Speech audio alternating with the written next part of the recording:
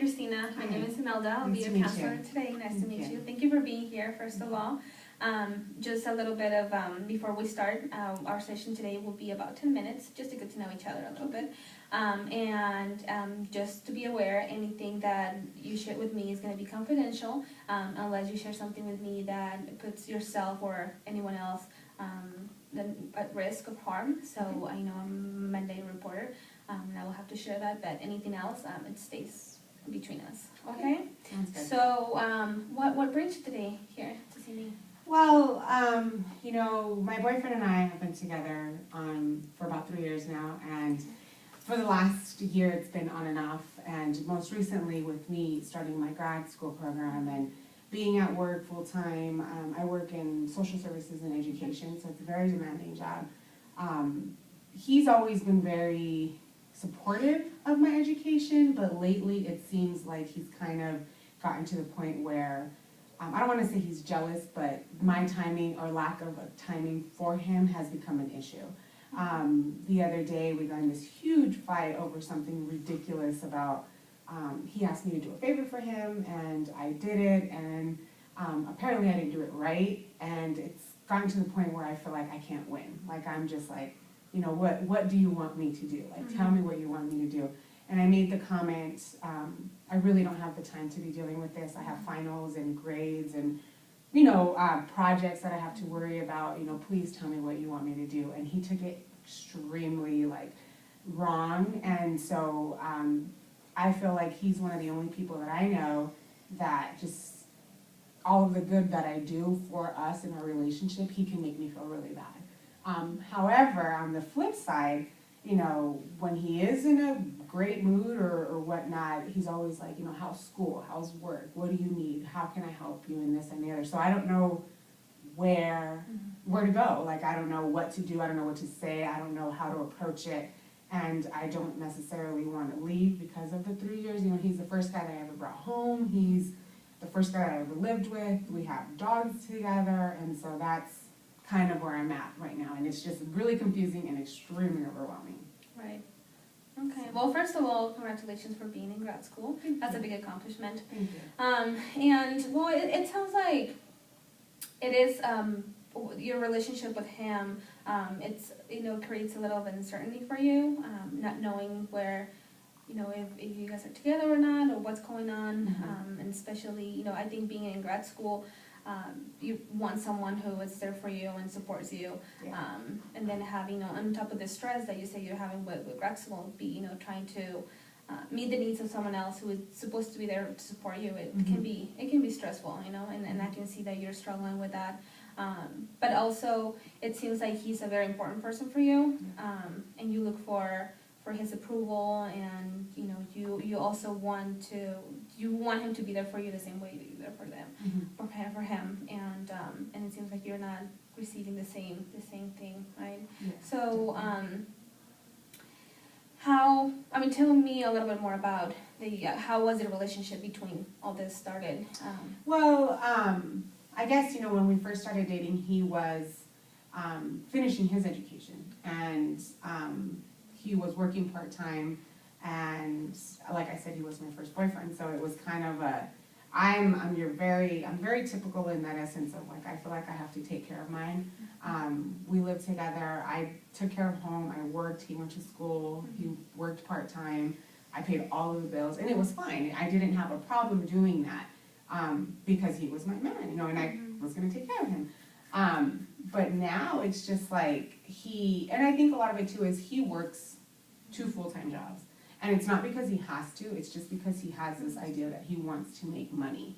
And that's where he went from education shifted to money making. And so now I'm like, okay, you know, he works overnights from 8 to 8, and then he works from Best Buy from 9 to 4. I mean, and the boy is working all day long. So even if I wanted to, it's not like we can see each other because of our schedules. But you know, like I said, if there ever was anything monetary that I needed, I have no questions about it. I know he would give it to me in a heartbeat. You know, and he's always said it's because when we first started dating, it was because I took care of him so well, because I took care of home and I did all of that stuff. But it's like the point where I feel like I need him with just school and just kind of even those little affirmations, that it's not, I'm not getting it. So I just, if you were in my situation, like, what would you do? Well, I think everyone goes through relationships, similar relationships, in struggles with and not just romantic relationships, also with family members. There's always that give and take between like the two parties of the relationship. But I think the important thing right now is just to focus on what's going on with you. Maybe as we progress, getting to know each other, maybe I can share some of my experiences. Okay. And so have you tried talking to him? I tried. About, all this that you're feeling? I try, but he's just not, I don't know if he's receptive or he just doesn't want to hear it. Mm-hmm. So it's kind of hard for me sometimes to sit there. I mean, sometimes he will be, and I think a lot of it too is just, he has no family here. He's alone. He just has me and my family, and everybody else is in the Midwest. And so the holidays are around, I don't know what it could be. So. Right. So where do you think, and was there any major event that happened that made that switch from the relationship how it was before to here? Well, I moved out recently, in the summer, and that was a really big transition for the both of us. Mm-hmm. Most recently, he told me that after I left, he contemplated suicide, and I had never.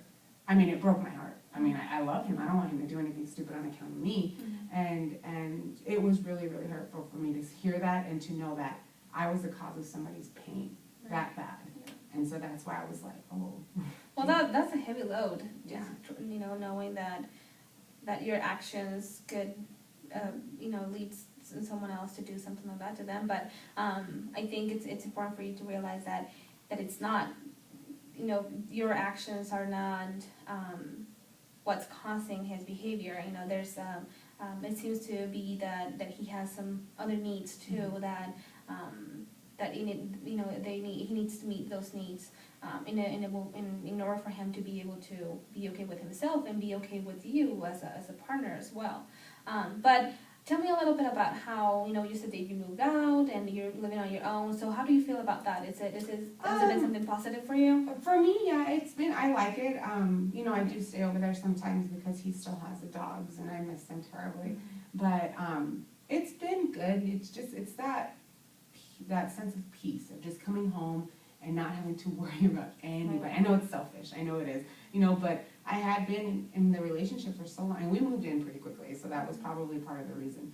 But I like it, and he's gotten a little bit more accustomed to it. He likes being able to go somewhere new and hang out somewhere new and outside of just going to his apartment, and then, that's it. So he's gotten a lot better with me moving out or living on my own. But how long has it been since you moved out? I moved out in July, so 3-4 months now. Okay. So it hasn't been very long, but. Okay, that's good. So. Well, I mean, I think it seems like you're making positive changes in your life, and then you want to move forward. And I see that commitment that you have for your education and to improve yourself, but. At the same time, you're struggling a little bit with that other side of your life that is very important as well. And I think this is a great start.